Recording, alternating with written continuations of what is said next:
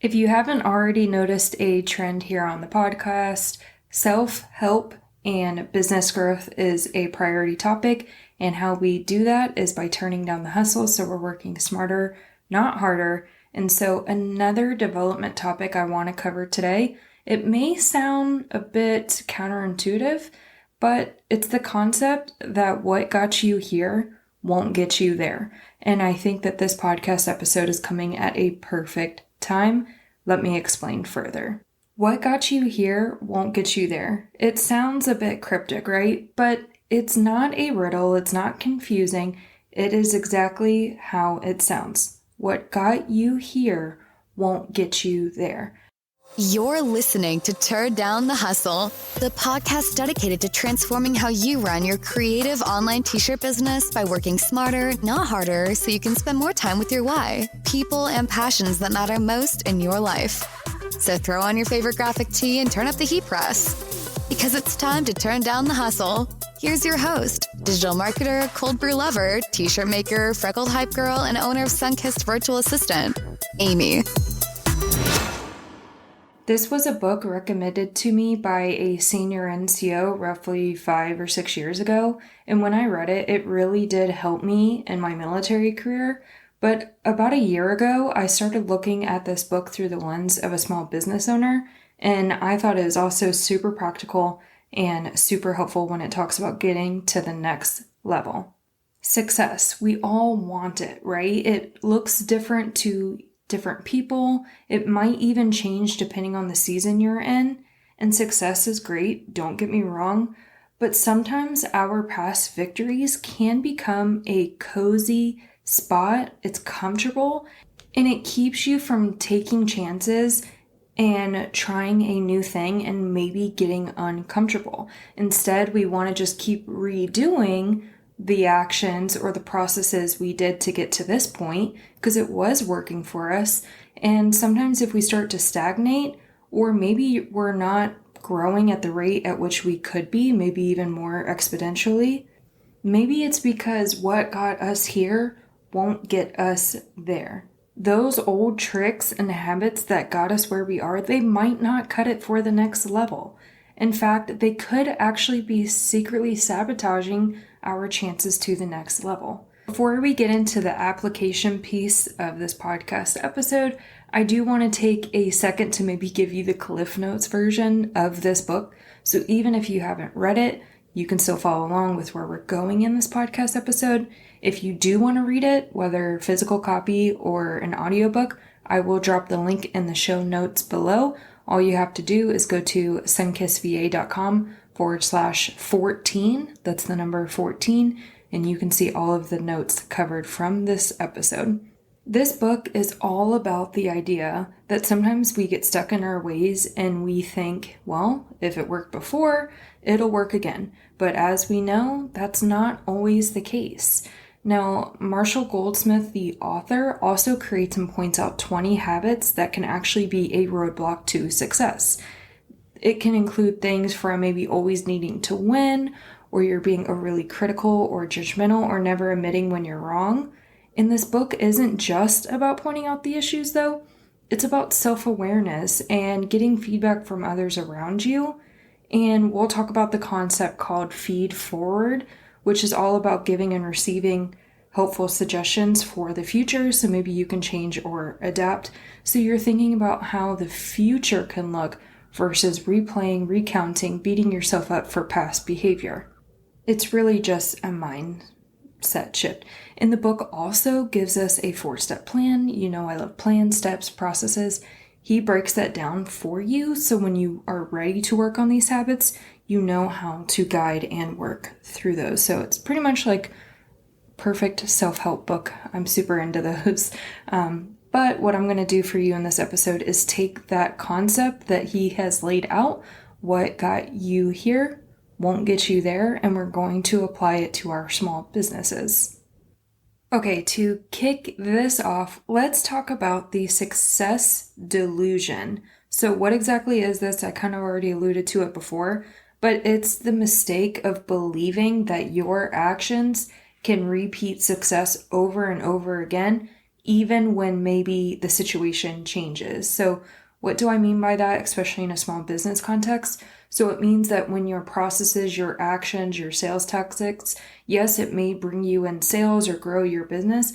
However, a lot of the platforms we use to find our customers and connect with them are evolving, are changing. The trends change. So think about the social media platform itself. The algorithm is always changing.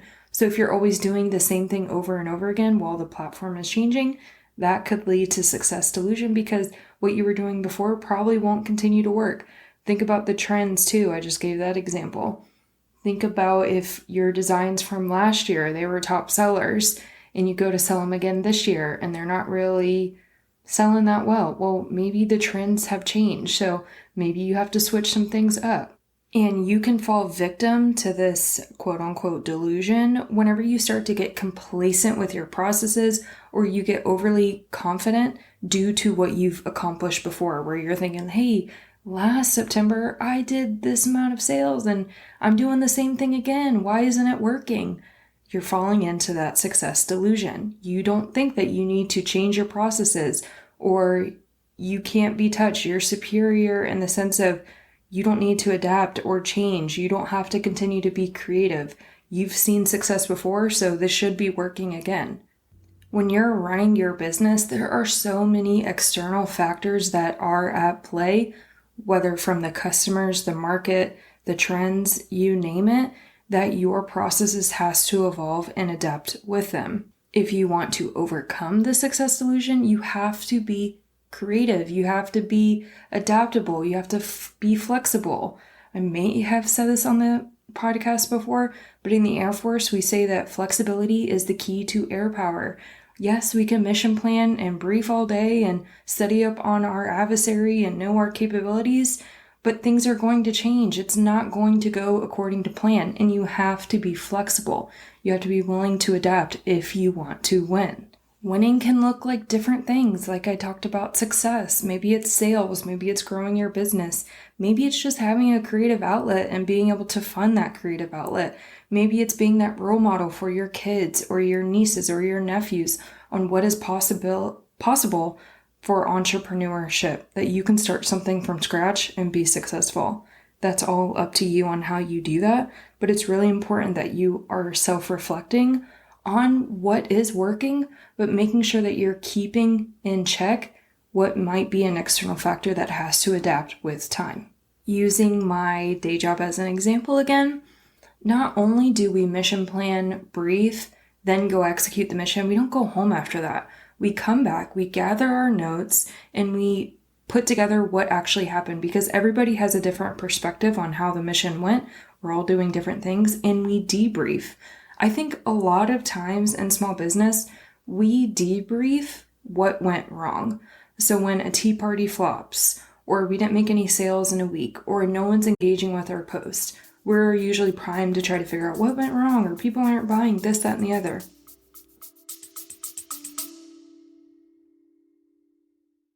Do you remember flipping through the pages of 17 magazine, rushing to find a pen for those fun quizzes in the back?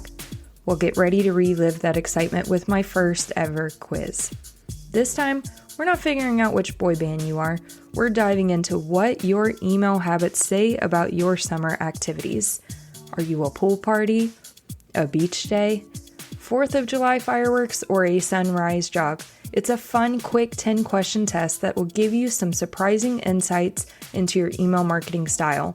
And the best part, you'll get actionable tips based on your test result to boost your email game. Head over to sunkissva.com/email quiz to take the quiz now. And don't forget, once you get your results, share them on social media and tag me. I can't wait to see which summer activity you get and to walk you through your next steps. Ready, set, quiz. Visit sunkissva.com/email quiz and let's have some fun this summer.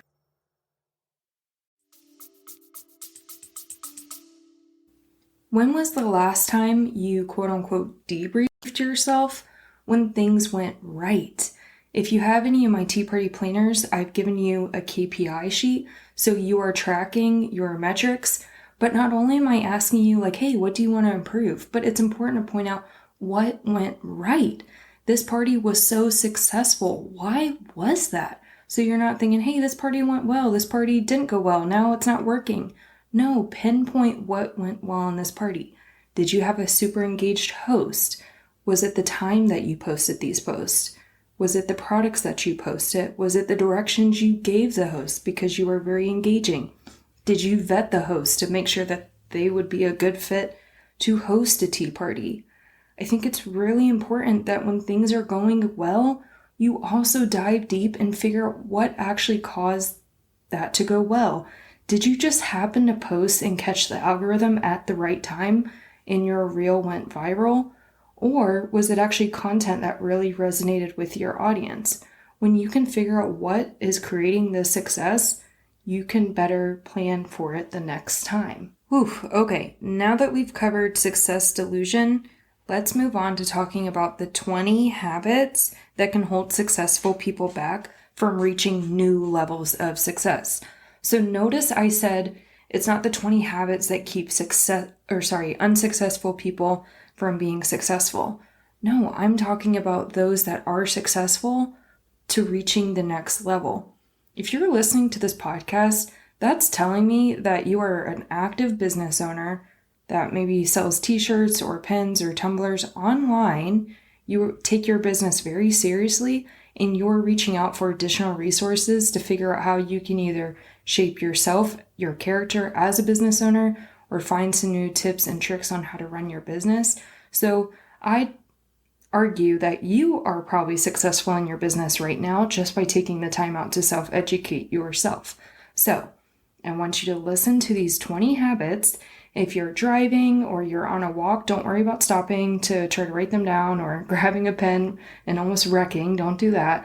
But they are all listed and broken out in my show notes, sunkissva.com/14. So you can grab those there so you don't need to worry about trying to write them down and remember them. So we're going to go through all 20 habits. I have them all broken out in front of me, and I will elaborate on a few. I do want to hear from you in the Facebook group. We're going to be talking about it more this week on which habits you think are holding you back, and let's create an action plan. I'm kind of jumping ahead, but we'll do that together. But I do want to think about which of these habits resonate with you. The first habit that holds you back from the top is winning too much. So you want to win at all costs. What does this look like as a business owner?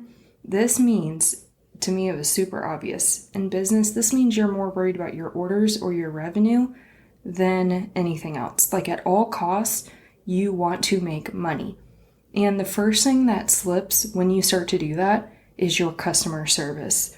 So you might find yourself starting to cut corners, maybe sending out a shirt that wasn't the exact color. I've been the recipient of that sometimes, and I know the different shirt brands. I know when an ice blue is when you sent me a Prism ice blue versus an ice blue. If you know, you know, because you can feel it in the quality. Others might notice, but I noticed that's cutting corners. But to order that shirt or have to message me because it's out of stock, that'll slow up your plan or your process. That might be how another business owner was thinking. Because money, you got to win at all costs. So customer service starts to slip. So if you want to go to the next level in your business, if you're focused on winning at all costs, yeah, that's going to cost you in the long run. Number 2, adding too much value. So thinking about always having something to say. 3, passing judgment. 4, making destructive comments. 5, starting with no, but, or however. I've done an exercise before. It was actually at an innovation conference where we had to do an exercise where when somebody had an idea, you couldn't start it with your response with the word no, but, or however, exactly how this habit says. You had to start your response with yes. And that was really hard to do. It's actually really shocking how naturally we are, maybe it's as Americans, or I don't know if it's humans, it's probably Americans, but we are naturally pretty negative, or we have an opposing opinion and we want to voice that. So try that for a day. Try not to start any responses with no, but, or however. It's actually really difficult. Number 6, telling the world how smart we are. Number 7, speaking when angry. I want to pause at this one as a small business owner. Probably as a online t-shirt seller, there are very, very, very few instances where you're actually interacting with your customers either face-to-face or in live communication.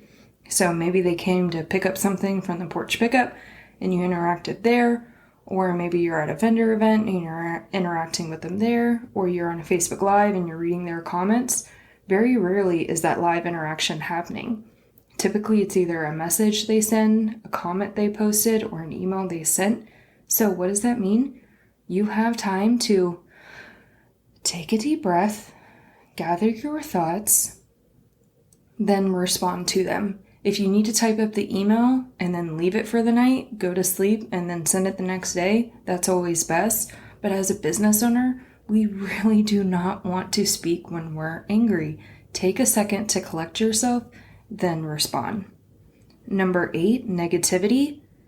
And maybe saying something like, let me tell you why that won't work.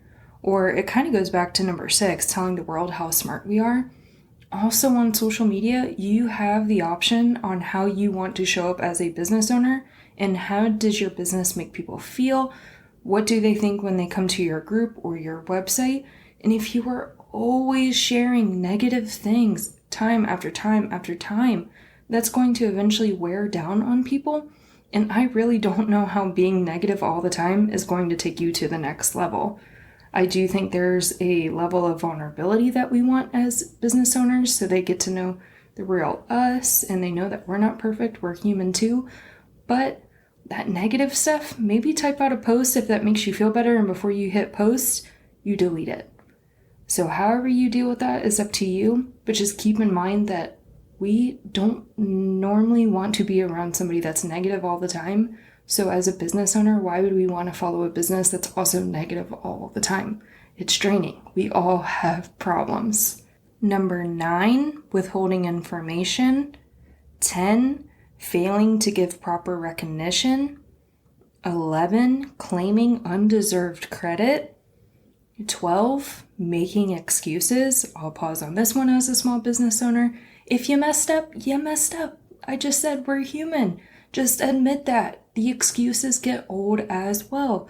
If you busted your turnaround time, just send an email and say, hey, I'm going to be late. This is my plan, and this is how I plan to fix it. And also, pro tip, send that email before you've actually been late. If you're going to bust your turnaround time, you know that before the day that you're not going to make it. And if your COA is to keep making people's orders on the last day of your turnaround time, whoa, you live on the way closer to the edge than I do. That's beyond my comfortability level. I like to try to get orders out before the end of my turnaround time, so I have time to reorder materials. God forbid a mistake happens. But making excuses, that's going to hold you back from getting to the top. You have to take accountability. Number 13, clinging to the past. Number 14, playing favorites. We could be guilty of this as small business owners. If you're always responding to the same person on Facebook, but certain individuals you never acknowledge their comments or respond, whether you're doing it intentionally or not, that could be seen as playing favorites. Or if someone misses an order deadline and you make an exception for them but not for others, I don't recommend that. Your policies are your policies, the rules are the rules, the prices are the prices. I said what I said, and if you're just equal across the board, it's going to make it a lot easier so you don't have that issue of playing favorites. Number 15, refusing to express regret. Number 16, not listening. That's very important for customer service. If you think about it, if you ever call like a major corporation and you are giving them feedback or you're upset, or maybe calling your bank and telling them what happened, what is the first thing they do? They typically respond with re-saying literally everything you just said. Sometimes it could be a bit frustrating, but then other times you're like, yes, that is exactly what my problem is. And it serves that company well to listen to what you have to say. So make sure you're listening to your customers. Number 17, failing to express gratitude. 18, punishing the messenger. 19, passing the buck. That kind of goes back to not taking accountability. And 20, excessive need to be me in quotes. So you're basically justifying, that's just the way I am, and it's pretty much a pass that you can act however you want, treat people however you want, say whatever you want, and you don't have to be held accountable because that's just the way I am. So think about those 20 habits I just gave you. If you need to bump this podcast episode back, you can. But I want you to take note of maybe 1 to 3 of these that stick out. I know when I read through these, when I was reading the book years ago, and then when I was rereading it again from a small business perspective, it definitely stung. I was like, oof, yeah, I do that sometimes. Or, yep, I could use work in that area. I want you to take some time for some self-reflection and pick out 1 to 3 before we go on to the next part of this episode. Okay, do you have those 1 to 3 things? Great.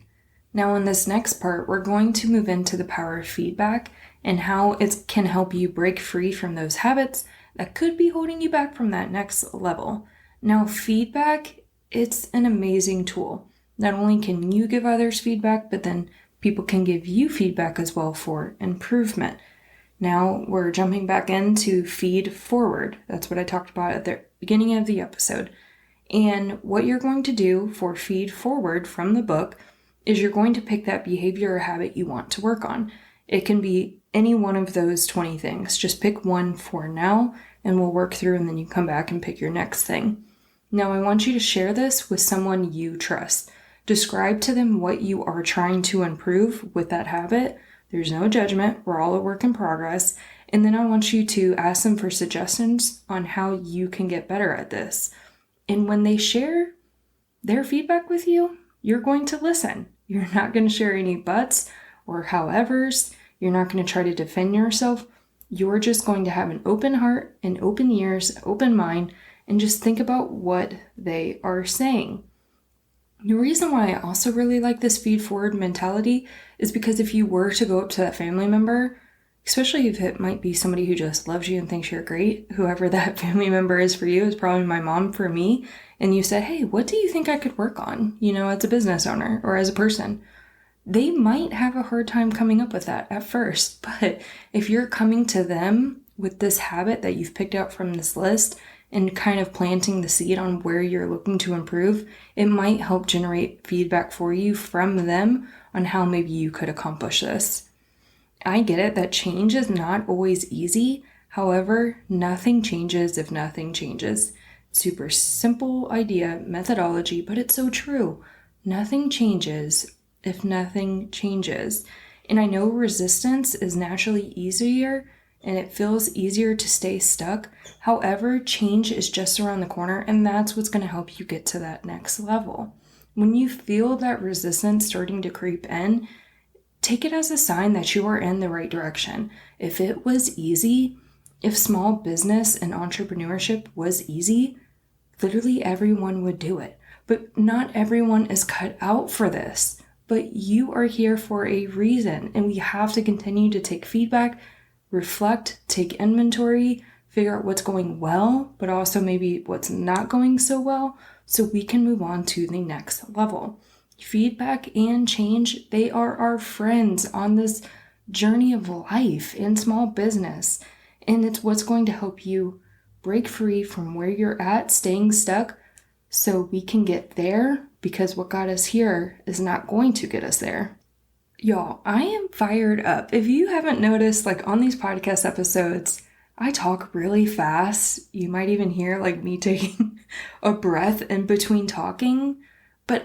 And to be honest with you, I'm even recording this episode standing up. I have a standing desk. I can't even sit down whenever I record these podcast episodes because I just get so passionate about these topics and fired up, because it is so much easier to just quit and stay stuck and just keep doing the same things you did before. I see that all the time. Hey, things aren't working anymore. I'm not making money. People aren't buying. People aren't engaging. Okay. And that sounds like a little bit of tough love, but I got that from Jocko Williams, the Marine. He has a podcast book. I can't recall the name of the book that I read, but one of his YouTube videos, he would say, anytime adversity came his way, he'd say, okay, and And that's the same thing. You have to have that fight, that tenacity. You have to be a dog in the fight whenever you're a small business owner. Things are going to come your way that were not planned. It's going to get hard. You're going to doubt yourself. But that's where we have to dig in deep, and we're going to keep going. We're not going to quit. Think about why you started, your why. Think about that. That's why you're continuing to go. It's not just necessarily to make money. That's an ends to a means. It's to pay off debt. It's to live more free so you don't have to worry about how the lights are going to stay on. For some of you, this small business is paying some of those bills for you, so you don't have to take on extra hours at work, so you can go attend that ball field game on a Saturday instead of having to take a double shift. Your small business is doing that for you. We're not going to quit, so I need you to dig in, and now you understand why I get so fired up and passionate about these topics and small business as a whole. Okay, in his book, not only does he talk about how to figure out the habits that we need to work on, and then we're getting feedback from our loved ones, but he also outlines navigating the process of change, because it's not easy. We talked about earlier, change can feel tough, and you're going to feel resistance, and you're maybe going to want to quit. So when you're ready to change and work on this habit, the first thing you have to do is accept that you actually have a problem. If anyone has worked a 12-step or you're familiar with the 12-step program, no matter which one it is, the first step is always accept that there is an issue. You can't change something if you don't think it's a problem. If it's not broke, don't fix it. So you have to acknowledge that something is actually broken. Number 2, you want to choose the right thing to work on. Is the habit that you're choosing to work on actually the most suitable for you in this chapter, in this season? Is it something that's within your control, which majority of those probably are? So make sure you're choosing the right thing to work on. Number 3, don't delude. The quick fix does not provide the lasting solution. You want to think through it. You don't want to just address the symptom. You actually want to solve the root issue and dig down. Number 4, don't hide from the truth that we need to hear. It's going to get ugly and it's going to get messy, and you might get vulnerable addressing some of these habits, but that's where real growth happens. Number 5, there's no ideal behavior because we aren't perfect. You're not going to get this 100% right. So when we talk about no making excuses, it's not black and white. You don't make excuses. There's going to be times where it could be skirting the line. It's maybe a little bit gray. We aren't perfect, and it's okay if there is a time where you make an excuse and you're like, oh great, broke that streak. No, we're going to try every moment, every day, and eventually over time, we want our good to outweigh the bad over time. Also, number 6, if you can't measure it, you can't achieve it. So a SMART goal, if you want to really work on this habit, you want to set a SMART goal. So is it specific, measurable, obtainable, realistic, and is it time-based? So time-based, I always think that's cool. It's like, oh, eventually I will this. No, like within a month I will do this. So it has to be time-based. Number 7, incentivize the behavior.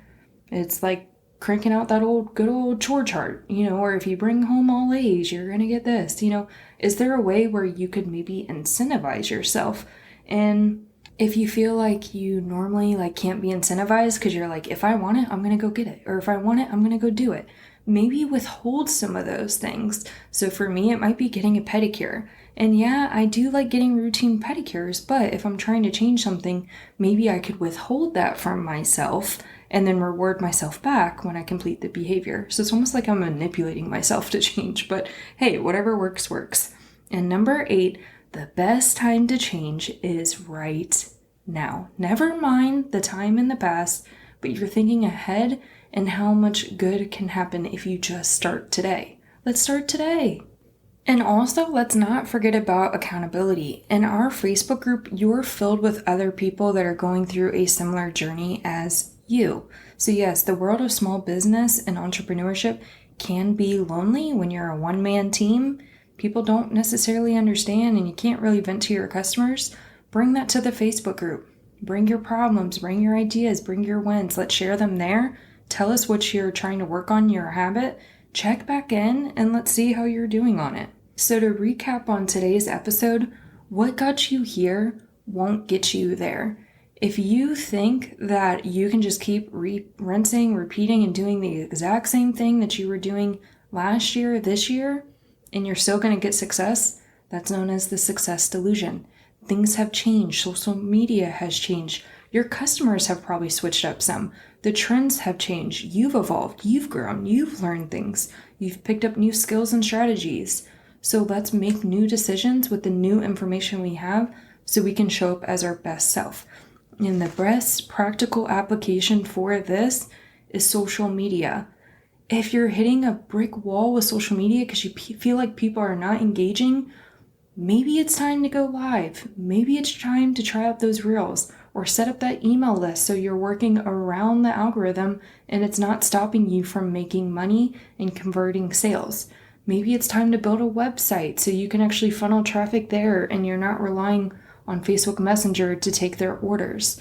Yes, you might have done all of these activities before and it worked, but what got you here will not get you there. If you maybe want to stay stagnant and you're happy with where you're at, yeah, keep doing what you've been doing. But if you want to grow and excel, it's time that you do something different and you have to get creative. You cannot stay stuck where you are. And a lot of those that do stay stuck or they're not willing to be creative or innovative, those are typically the ones that go out of business because they can't keep up or they don't have what it takes to push through that wall and keep going. And we're not just going to debrief ourselves when things don't go necessarily wrong. When things go right, we want to mark that. We want to write that down. We want to record that so we can figure out how to keep doing the things that are working. We want to do more of that. And we want to keep on creating new ways to excel from that proven process. And then don't forget though, we can't get complacent. We're going to have to continue to involve that process, even if it is working today. So my task for you today is I want you to think through those habits that we talked about. Pick 1 to 3, but we're going to start with 1. Go to a family member, get some feedback, and I want you to come to the Facebook group, search Turn Down the Hustle on Facebook, join the private community, and make a post. You'll actually find a post there where we're already talking about it, or you can create your own. And let's talk about this habit. And I'm curious to see if there's actually going to be a trend for everyone where a lot of people are struggling with the same one. And hey, you might even find your business bestie there where you private message, you maybe join an accountability group with them and create one for yourselves, and you work through these things together. You're not on this journey alone. If you remember nothing else, remember simply the title of the book. What got you here won't get you there. It's time to wrap up another incredible episode of Turn Down the Hustle. I hope you've enjoyed today's episode and found some valuable insights to fuel your journey. Don't forget to visit sunkissva.com/podcast to access the show notes for this episode. You'll find all the links mentioned in today's discussion, along with actionable tips and resources to help you implement what we've discussed. Lastly, make sure to hit that follow button so you never miss another episode. I'll be here cheering you on and sharing more inspiration and strategies to help you turn down the hustle and work smarter, not harder. I'm so honored to be a part of your journey. Until next time.